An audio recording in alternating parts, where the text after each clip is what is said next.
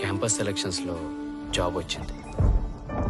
నాన్న కష్టపడింది చాలు, ఇక వాలంటరీ రిటైర్మెంట్ తీసుకోమన్నాడు. అమ్మ కోసం కొంచెం పెద్ద ఇల్లు తీసుకోవాలి. చెల్లిని తనకిష్టమైన మెడిసిన్ చదివించాలి. శేఖర్కి ఇలాంటి కలలు ఎన్నో ఉండేవి. కానీ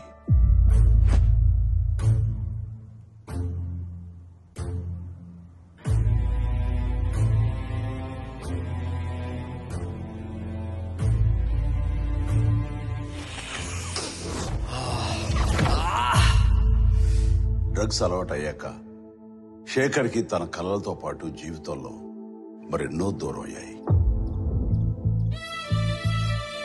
అమ్మా,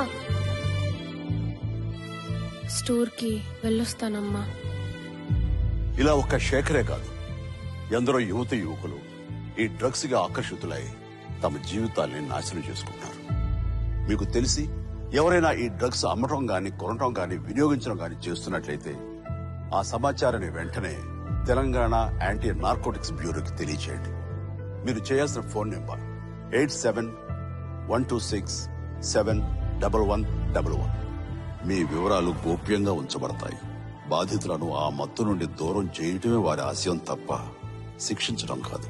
డ్రగ్స్ రహిత సమాజమే లక్ష్యంగా సాగుతున్న మన తెలంగాణ ప్రభుత్వ సంకల్పంలో నాతో పాటు మీరు చేతులు కలపండి.